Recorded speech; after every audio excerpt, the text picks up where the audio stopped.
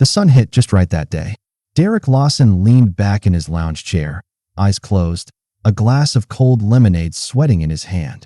His pool shimmered in the light, still and clear, the kind of peace he had spent 15 years of law enforcement earning. That peace cracked like glass when two police cruisers tore onto his quiet cul-de-sac. Sirens cut the silence. Tires screeched. Doors slammed. From his position near the pool, Derrick opened one eye. Two uniformed officers approached, hands near their holsters. One spoke sharply. "Sir, we've received a report of a suspicious person trespassing in this backyard." Derrick didn't move at first. He simply looked past them, upward, to the second-story window across the fence. There she was, Madeline Graves, arms folded, lips pursed, watching everything unfold with the smug satisfaction of someone who thought she still ran the block. That he stood up slowly.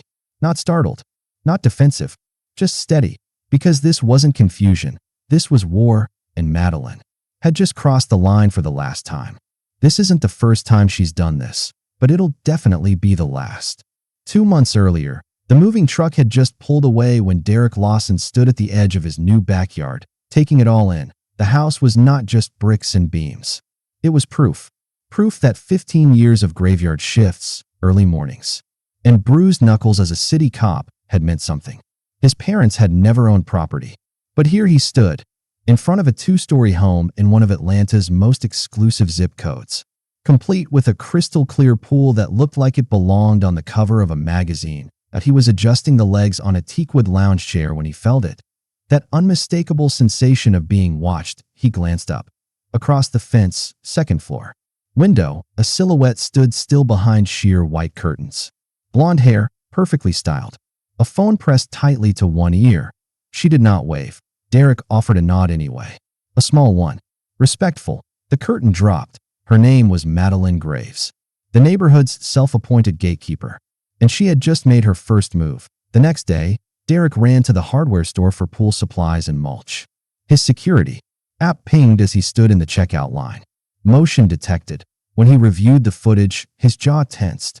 Madeline had walked straight through his unlocked back gate like it belonged to her.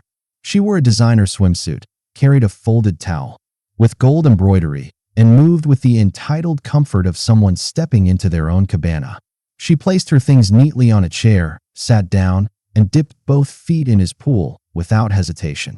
When Derrick pulled into the driveway minutes later and walked to the backyard, she barely looked up. "Oh," she said, placing a hand over her chest with a feigned gasp. "You startled me. I thought you were the new pool maintenance guy." Her voice was sweet but shallow, calculated. Derrick did not react. "Not yet. Ma'am, I am not the maintenance guy. I am the new owner of this property." Madeline blinked, laughed, lightly, nervously. "There must be some kind of mistake," she said, waving vaguely at his presence like a smudge on glass. "I know the realtor who handled this sale personally. She never mentioned well." Her voice trailed off, but her meaning hung in the air like smoke. Derrick took a breath. A slow, practiced breath. "There is no mistake, Mrs. Graves," he said. "This is my home, and you are trespassing." The smile on her face cracked, but only slightly. She stood, gathering her things with exaggerated grace. "We will see about that." It was not a threat. It was a promise, and Derrick knew it. The following Saturday, Derrick woke to the faint sound of laughter echoing through his backyard. That it was not birds or kids or neighbors talking across fences. It was splashing, laughter, clinking glassware. He stepped to the window and pulled the curtain aside. There they were, 5 women in designer swimsuits, lounging around his pool like it belonged to them. At the center of it all stood Madeline Graves, wearing a wide-brimmed hat and holding a flute of champagne, as if she were hosting a midday soiree at a private resort. Derrick stepped onto the patio, phone in hand. "Excuse me. You all need to leave. This is private property." Madeline turned slowly, removing her sunglasses with theatrical flair. "Oh, Derrick, do not be so uptight.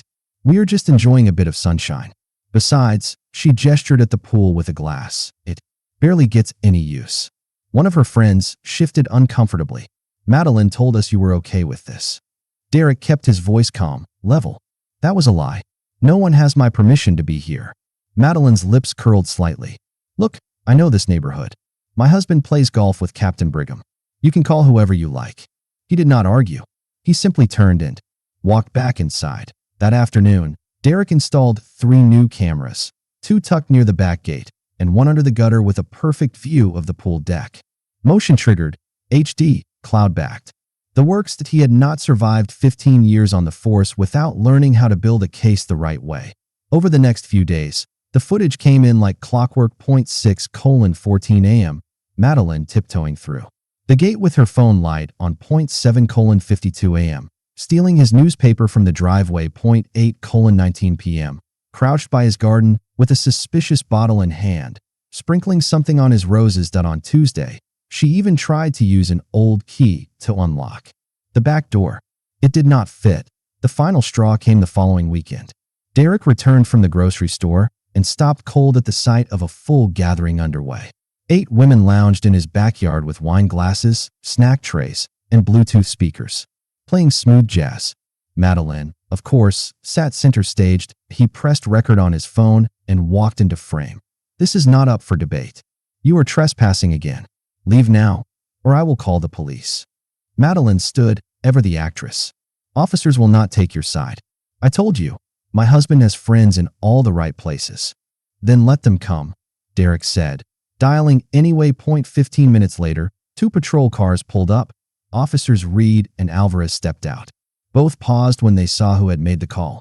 "Derrick," Reed said, raising his eyebrows. "You live here?" "I do." Alvarez scanned the scene. "Let me guess, neighbor dispute." Madeline immediately sprang into character. "Officers, thank goodness. This man is harassing us. We have always had access to this pool. The previous owners allowed it. He is being completely unreasonable." Reed blinked.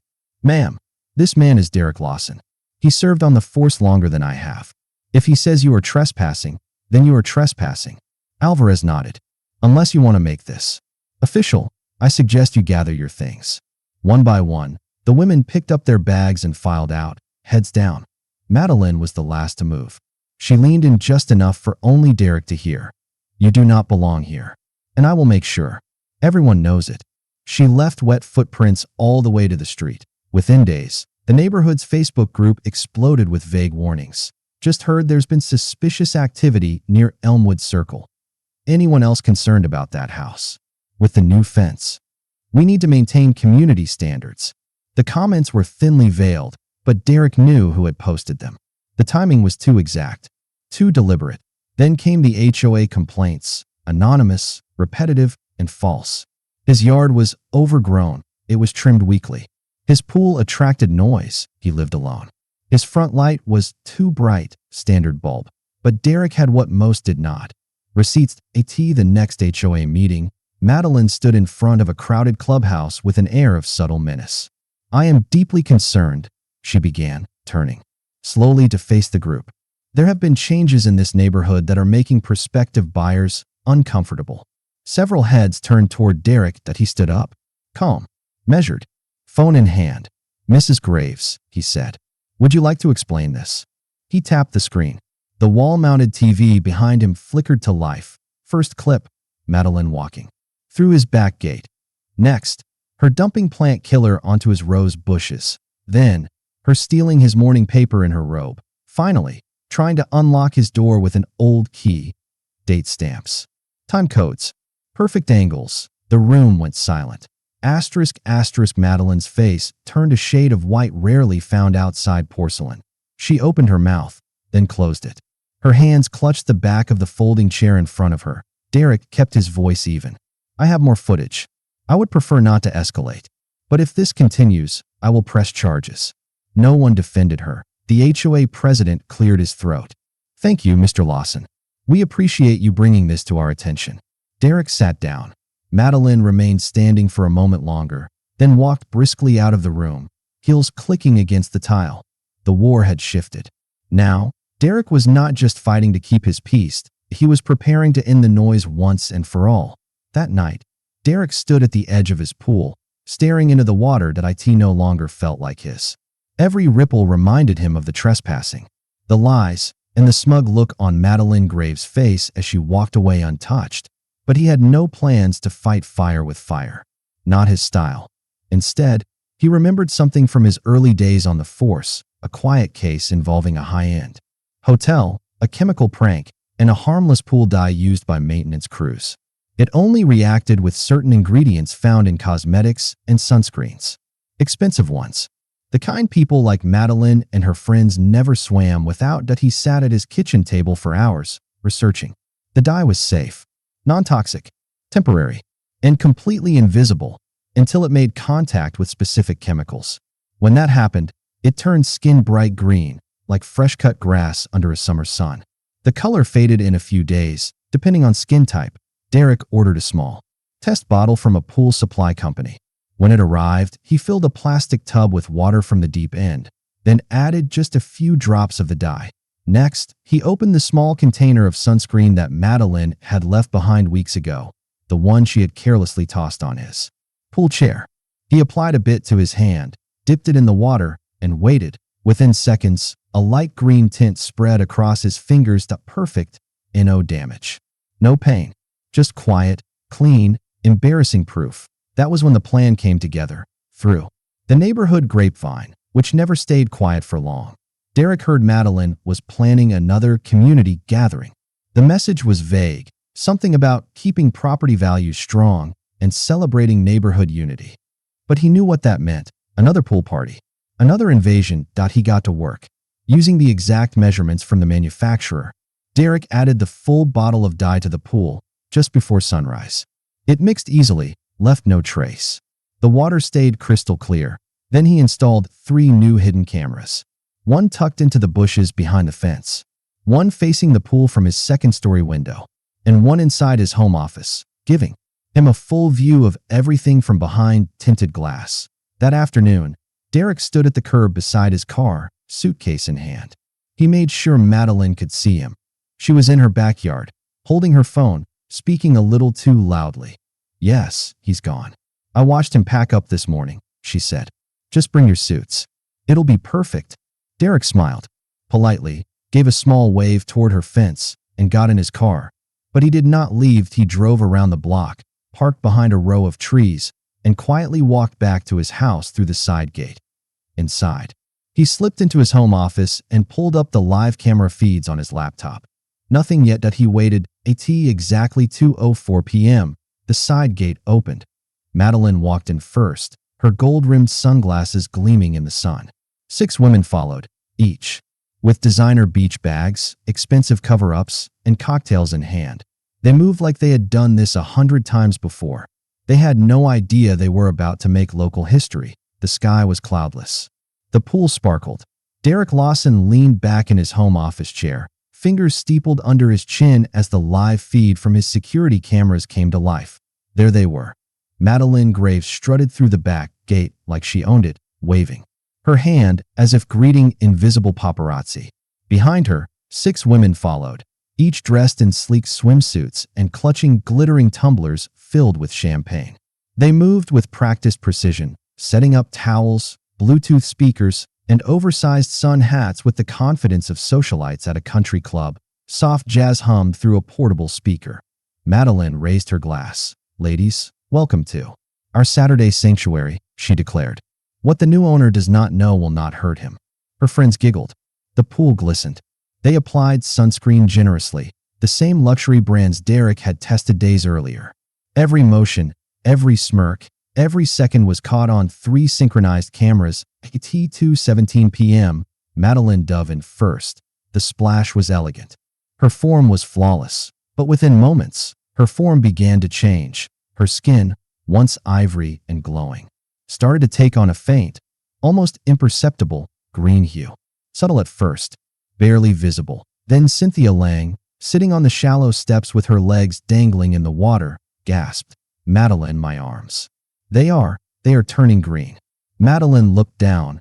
Her forearms were now the color of seaweed. Panic broke like a wave. One woman scrambled out of the pool, shrieking.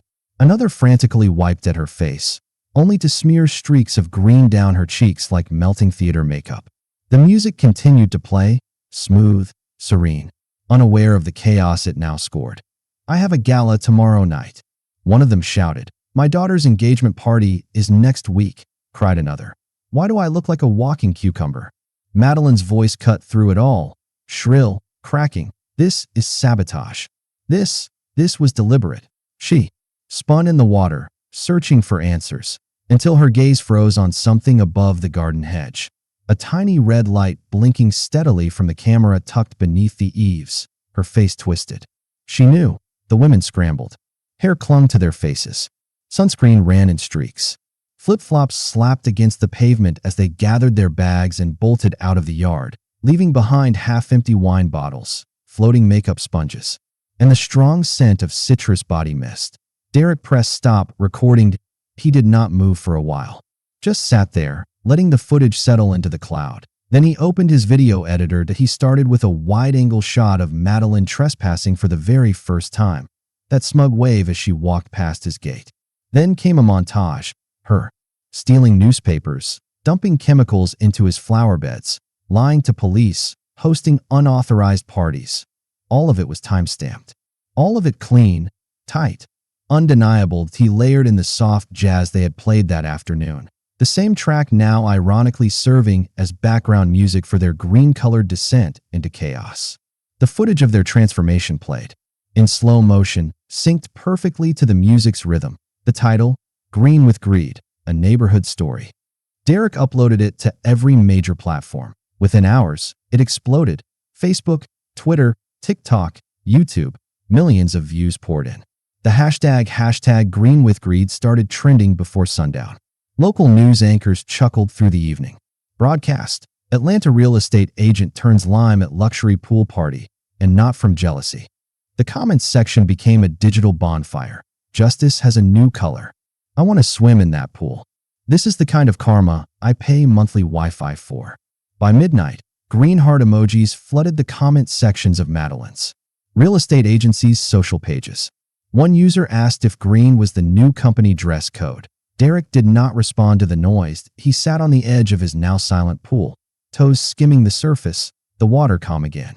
No yelling, no unauthorized parties, no lies, only stillness, and the quiet knowledge that sometimes the truth does not need to shout.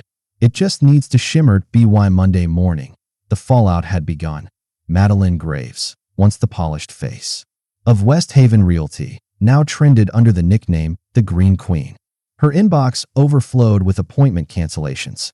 Clients requested different agents. One emailed her office asking if their backyard pool would be safe from corporate trespass.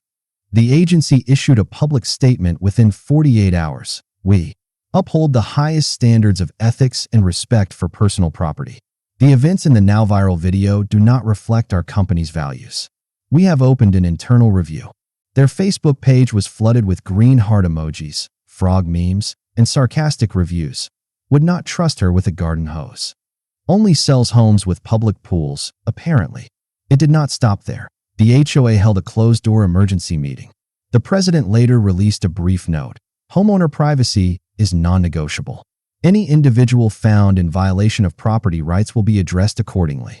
But the most revealing reactions came from the neighbors themselves. Mrs.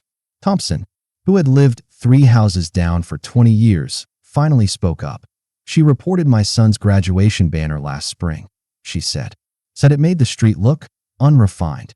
The Johnsons shared their story next. Madeline had once tried to get their portable basketball hoop removed, claiming it lowered curb appeal. Even her closest social allies had started to distance themselves. The green tint, though fading, remained stubbornly visible in creases and around nails. It had become more than a stain. It was a symbol. One woman, still blotchy in the elbows, pulled out of a community fashion show last minute. I just cannot walk the runway looking like a mint smoothie, she confessed, inside the golf club. Madeline's husband was overheard venting near the 9th hole. Do you know how hard it is to close a deal when your wife looks like a sea creature? He said, gripping his putter with frustration. She cannot even show houses without people asking if she is contagious. Back at Derrick's house, things were different. The same neighbors who once kept their distance now stopped to chat. Mr. Lopez brought over a basket of peaches. The Rodriguez family invited Derrick to their son's birthday. One neighbor, shyly, admitted, I always thought something felt off about her, but I didn't know what to say. He nodded politely. No lectures. No gloating. just gratitude. Madeline, desperate to reclaim her narrative, recorded a video from her home office. Her face, still carrying faint lime hues around her jawline, appeared under soft lighting as she addressed the camera. What happened was a misunderstanding. I was trying to uphold community standards. It was never meant to be malicious. But the internet was merciless. Someone layered her speech over Kermit the Frog memes. Another added auto-tune jazz and edited her voice to match a haunted doll. The comment sections were brutal. When her lawyer emailed Derrick, the message was curt. We demand the immediate removal of all video content involving our client. Failure to comply will result in legal action. Derrick's response was even shorter. A clean Google Drive folder labeled Evidence D. Lawson, containing full security footage, HOA regulations, timestamps, and police reports. No commentary, just facts. There was no reply. She had no case. And deep down, she knew it. From then on, Madeline took the long way around the block. She stopped attending HOA meetings. The few times she walked her dog, she wore oversized sunglasses and avoided eye contact with everyone, especially Derrick. Meanwhile, his pool became the heart of the neighborhood. Weekend barbecues, birthday parties, kids learning to swim. It was not just about water. It was about healing something that had been quietly broken long before he arrived. And as Derrick sat near the edge of his pool one calm evening, watching the sun dip below the rooftops, he said nothing. He just smiled. Because sometimes the best response is silence, backed by truth. Recorded in 1080p. 1 year later, Derrick Lawson's backyard looked nothing like the silent, guarded place it once was. The pool sparkled beneath the summer sun, surrounded by laughter, splashes, and the sound of neighbors reconnecting. A folding table held trays of ribs and lemonade. Music drifted from a Bluetooth speaker. Children played in the shallow end while parents chatted in lawn chairs, shaded by wide umbrellas. This was no longer just a pool. It had become the heart of the neighborhood. The Johnson twins practiced their dives with Derrick's help, their mother waving from the patio. Mrs. Rodriguez brought her famous peach cobbler. Even Mr. Crenshaw, who once never said a word to anyone, dropped by with extra chairs and a smile. Across the street, the house that once belonged to Madeline Graves had new life. A kind, interracial couple had moved in last month. They had twin daughters with bright eyes and endless energy. Their laughter filled the air as they chased each other across the lawn in bright pink swim floats. They fit right in. Every so often, one of the neighborhood kids would sneak past Madeline's old gate, tiptoe dramatically, and whisper loud enough for everyone to hear, "Shoo, don't wake the green lady." The parents would laugh. Derrick would smile, and nobody corrected them, because in the corner near the pool gate, hung in a simple black frame, was a photo taken from his security feed. 7 women running across the neighborhood in dripping swimsuits, their skin glowing an unmistakable shade of green. It had become a quiet legend. Visitors always asked about it. Derrick never gave them the full story. He would just point, chuckle softly, and say, "Let's just say, the water remembers." That evening, as the sun set and the backyard slowly emptied, Derrick sat back in his chair, drink in hand, eyes on the calm pool water. The cameras were still there, but they recorded something different now. Joy, respect, community. He looked toward the gate one last time and smiled, because sometimes the best way to deal with entitlement is not to argue, shout, or break down. Sometimes the best way to deal with entitlement is to let karma take a dip.